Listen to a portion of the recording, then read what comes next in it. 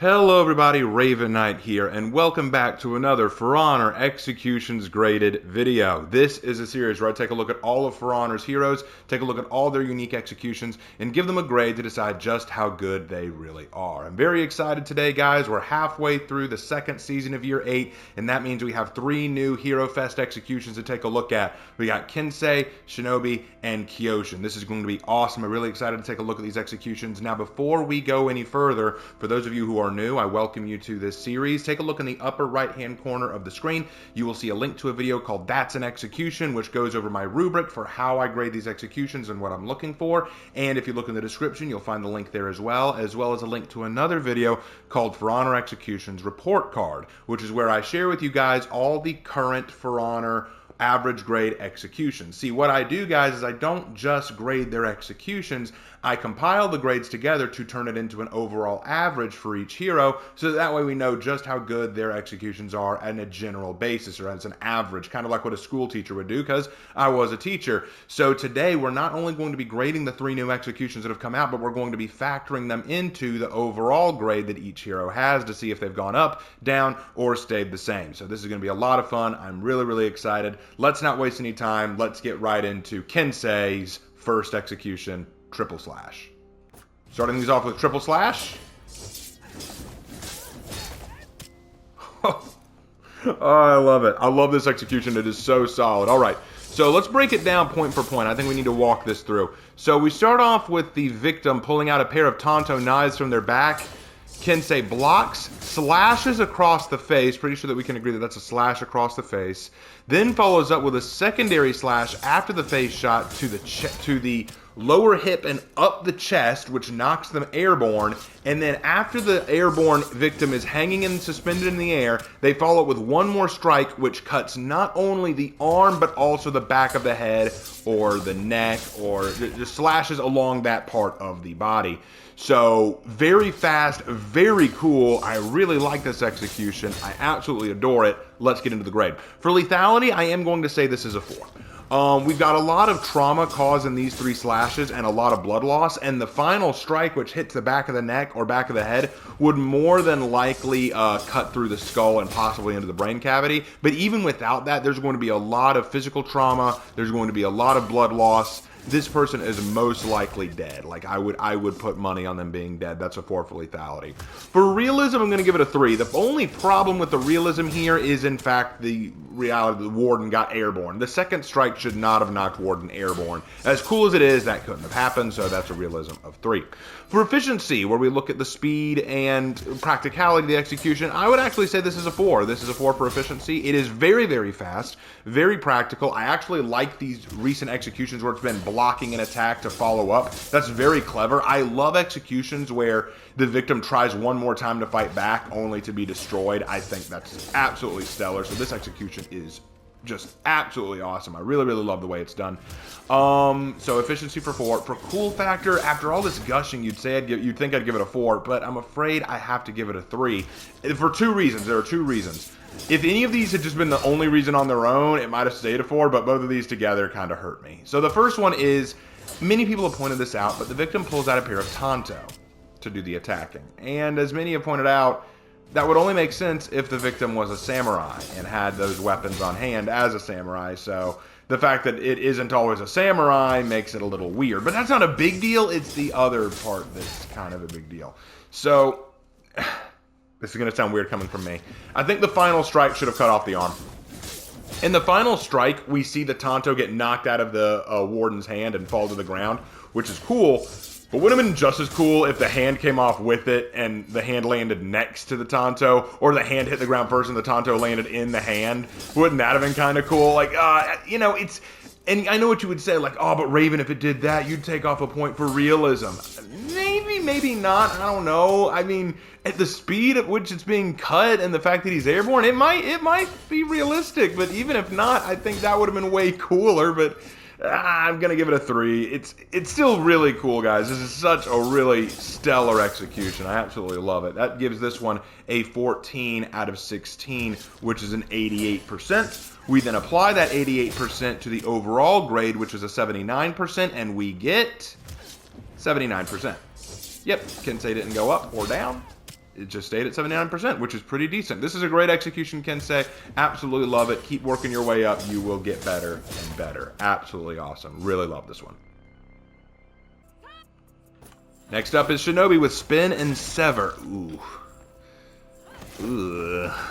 Okay. All right, let's talk about it. So lethality, the head came off. Let's take a look at that from the other perspective. Yeah, popped like a cork out of a bottle. We'll talk about that. So that's a lethality of 4. When the head comes off, the person is unquestionably dead, so they're dead. For realism, that's a 1. Okay, the flip, like grabbing them, spinning, and then throwing them like that, is fine. The head not only being cut off, but popping off like that is not fine. I am so tired of these unrealistic head decapitations.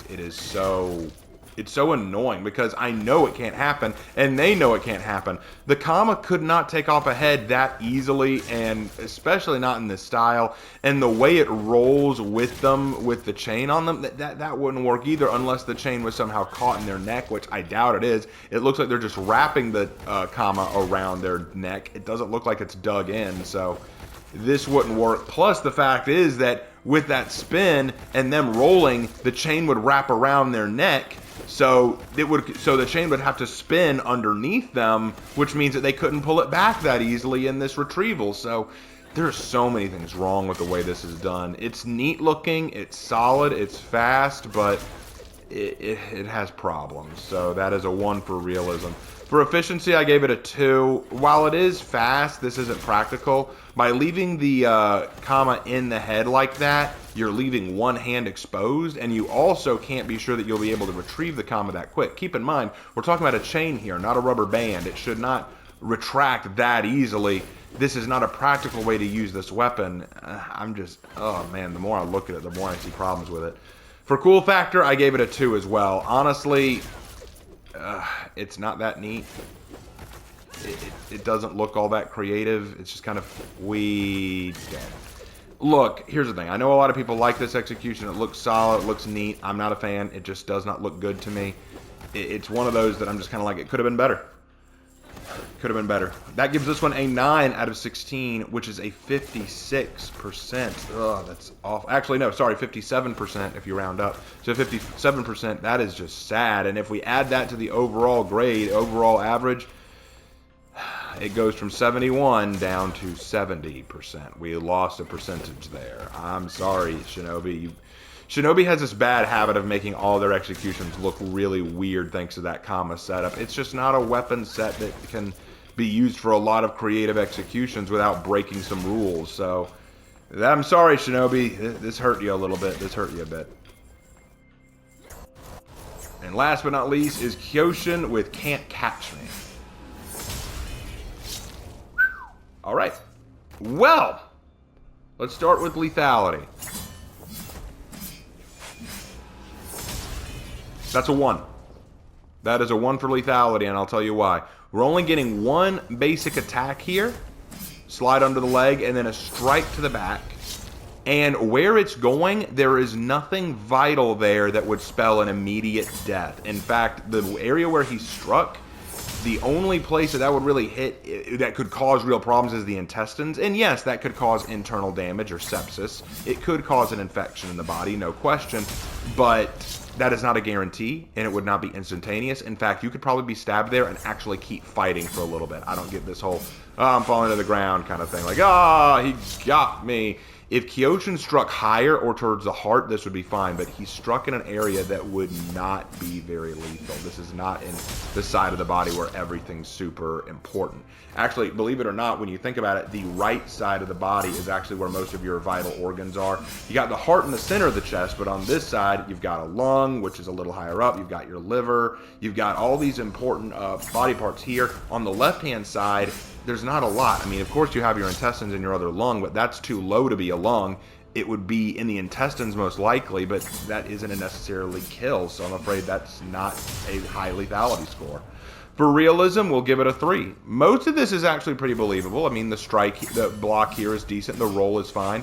I think the slide through the legs is a bit much. How did he slide like that? Like, to quote the Rift Rex guys, Kyoshin slide in defiance of physics. Like, what did he push off of? Did he just push his hands on the ground? Like, how did he do that? That was really impressive. Not saying he couldn't have done it. I'm just saying it's a little questionable. It looks like it defied physics a little bit, but that's fine. Realism is 3. Efficiency, I'm going to give it a 2.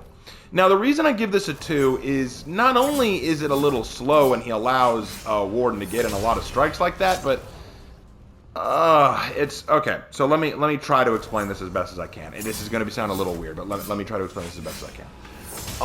First of all, Warden looks wonky. The victim looks wonky, swinging this katana one-handed, kind of woozily, and like it looks very weak. Now, you could argue they're injured, and so they're not swinging properly, but it just looks really wonky.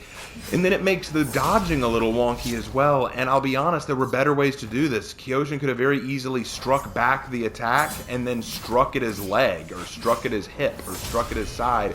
There were a lot of ways he could have responded without just blocking, rolling, and then sliding to the legs. Like, it could have been done a lot better. But that's just me. That's efficiency for 2. And then cool factor. Cool factor's a 2. I had to really think about this one. On the one hand, it does look solid. Looks kind of neat. Stylish even. But at the same time, I don't know. Part of it just looked... Let me put it this way. I think it would look a lot cooler if I didn't feel like it was 100% planned. Because here's the thing. When I think of a fight scene like this, I think of like you watch your opponent, see what they're going to do, and then react to each move, you know? Kind of like that super mega combo punch thing that they gave out for the Battle Pass. Like, each attack feels like it was planned and responded to. This one, it's just, it's just these wild swings that don't look focused. If Kyoshin were dodging like really focused or controlled strikes, this would look way cooler. But right now, it just looks like a dude just, haha, I'm gonna, you know what it looks like? You know what it honestly looks like? It looks like a big brother or father pretending to fight their kid, and the kid's going, aha, I'm dodging you, Dad. Oh, you better be careful. Oh, you got me, son. Oh. That's what it looks like to me. Think about that. Try to watch it again. Come on, Dad. Oh, I'm going to get you, son. I'm going to get you. Oh, you better not. Oh, see, doesn't that look like that? That's what it looks like to me. So it takes away some of the cool factor when I just see it as this wonky warrior and this dude unnecessarily flip, slide, strike. Like, nah, I'm sorry. It just doesn't work. If you like it, great. I'm just saying where I feel on it. So that gives this one an 8 out of 16, which is a 50%. Oh, that's bad. And if we take a look at Kyoshin's current score of 74 and apply this new score to it, that drops it down to a 71%. Kyoshin's score did go down. Oh, that's tragic. That is tragic, but that is how it That is how it goes. Sorry, Kyoshin. Better luck next time.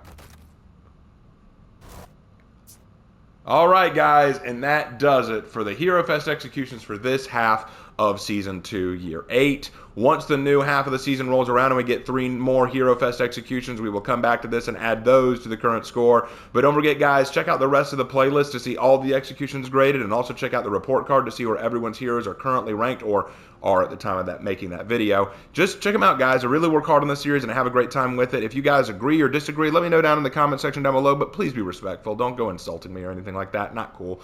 But I will see you guys in my next video. Take care.